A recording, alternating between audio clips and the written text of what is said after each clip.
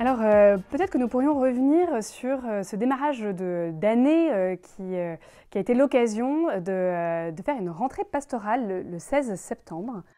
Oui, ça commence à être une tradition puisque c'est la deuxième fois que l'évêque donne rendez-vous un peu aux acteurs pastoraux. Donc le 16 septembre dernier, nous étions au Parvis des Clarisses, une bonne motivation, 120 personnes à peu près, 120 personnes avec des prêtres, des diacres, des membres des équipes pastorales, des membres des services, des mouvements, pour ouvrir l'année ensemble, pour d'abord découvrir ce lieu, ce tiers-lieu du Parvis des Clarisses, qui est maintenant un lieu phare, un lieu important dans notre ville de Limoges et dans notre diocèse, et puis aussi un lieu et un temps pour donner à notre évêque la possibilité de remettre ses lettres pastorales annuelles où il décline un peu son projet, cette année donc l'année de la charité et qui arrivera à la consécration au cœur de Jésus et de Marie le 8 décembre et puis d'autres perspectives pour 2024. Donc c'est toujours important. Ça a été aussi un temps important pour donner lettre de mission, en tout cas appeler l'équipe synodale, une équipe qui a été élue, qui a été appelée dans les doyennés, dans les services, dans les mouvements, et qui va travailler pendant 2 années jusqu'à une assemblée synodale qui aura lieu en novembre 2025. Donc, tout cela finissant par une célébration à la cathédrale et un envoi un peu avec un travail sur nos paroisses, sur les territoires paroissiaux, mais beaucoup plus large que ça, un lien avec la synodalité, avec Pentecôte 2022. Voilà, quand le pape dit tout est lié, ben dans notre diocèse aussi tout est lié. Et ce temps du 16 septembre nous a permis vraiment de constater cela. Alors, en parlant du pape François, il était présent en France, à Marseille, pour les rencontres méditerranéennes.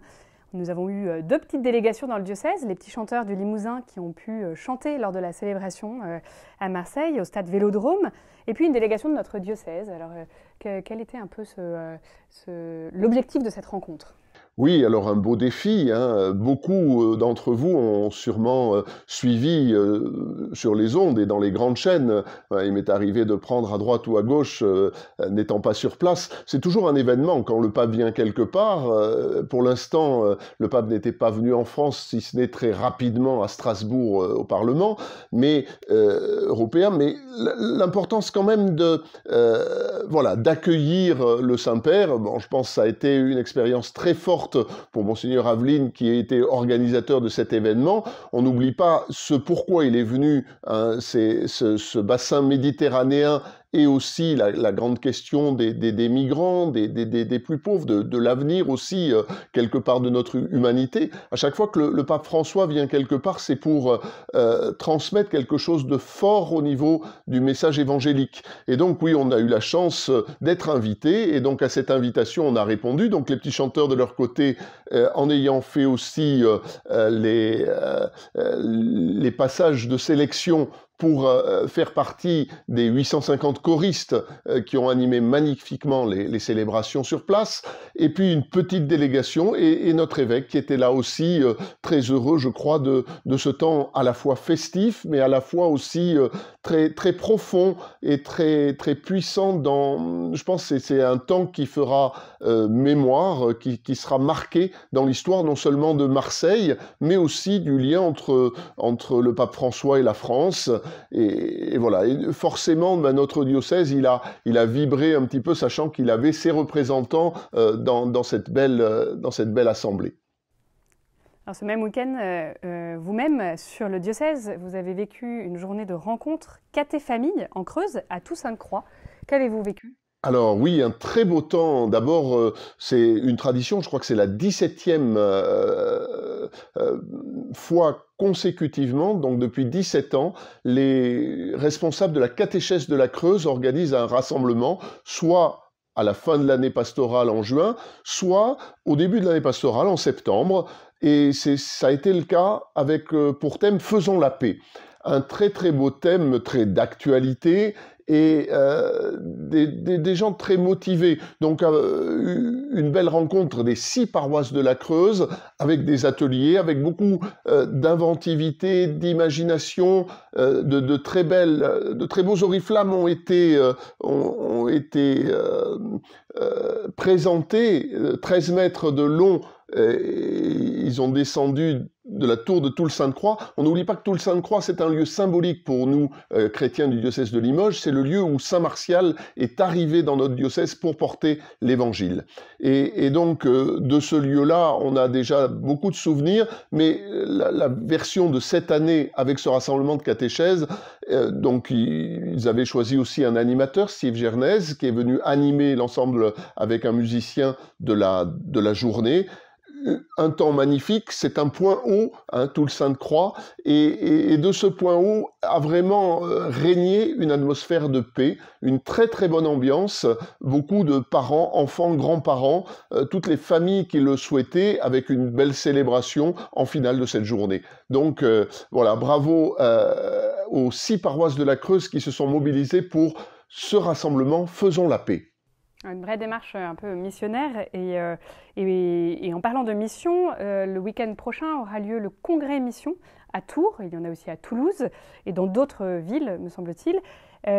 Pourquoi cette démarche? Est-ce que le diocèse a une délégation aussi qui part là-bas? Qu'est-ce que vous avez envie de vivre? Oui, alors le congrès mission, ça date déjà d'il y a quelques années. Une année, nous avions été à Paris avec le conseil épiscopal.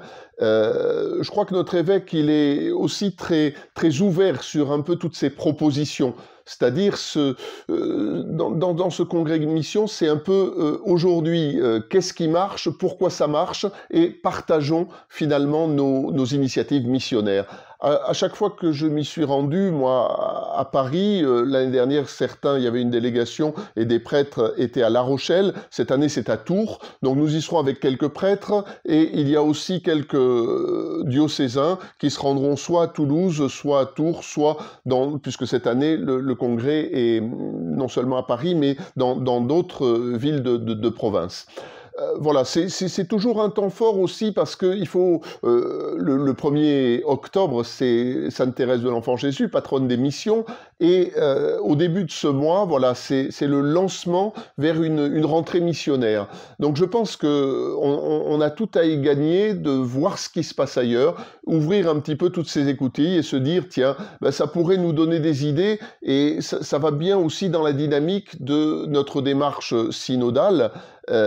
Comment est-ce qu'on fait de nos paroisses des paroisses missionnaires? Pour quel projet? Voilà, on va y aller et représenter et aussi voilà, sortir aussi ce qui fait aussi peut-être le propre de notre Église. Je crois que le Père Chartier, dans le cadre des ostensions, où il y a eu aussi beaucoup d'initiatives missionnaires, a été contacté. Et puis voilà, plein d'autres initiatives. C'est toujours un bon temps que ce congrès mission et c'est avec joie qu'on y participe. Alors pour conclure cette émission, je voudrais revenir sur cette année ostensionnaire, ça y est, qui touche à sa fin. Il reste encore 2 ostensions, les ostensions de Pierre Buffière puis de Guéret. Vous les avez presque toutes faites. Qu'est-ce que vous avez envie de dire au terme de cette année dense? Oui, je crois que c'est vraiment non seulement un patrimoine immatériel de l'humanité, mais c'est notre patrimoine, c'est notre ADN à nous Limousins que ces ostensions limousines. Certes, il y en a un peu en Charente et dans la Vienne, mais beaucoup de dimanches ont été pris, mais à chaque fois c'est une telle ferveur, un sentiment de se dire oui, voilà d'où nous venons. Et de ne pas en rester là, voilà vers où nous allons aller. C'est pour ça que, suite à ces ostensions, aura lieu aussi au mois de novembre, un temps un peu de relecture avec tous les confréries, comités ostensionnaires, pour se dire, voilà les choses qui ont marché, voilà les choses qui ont peut-être un peu moins marché, refaire un bilan. Mais pour moi, c'est une grande satisfaction et dans ma mission de vicaire général et à la place où j'ai été, c'est vrai que je les ai presque toutes vécues dans le diocèse. Ça reste quelque chose de très vivant et de très encourageant par rapport à la foi dans notre Église diocésaine.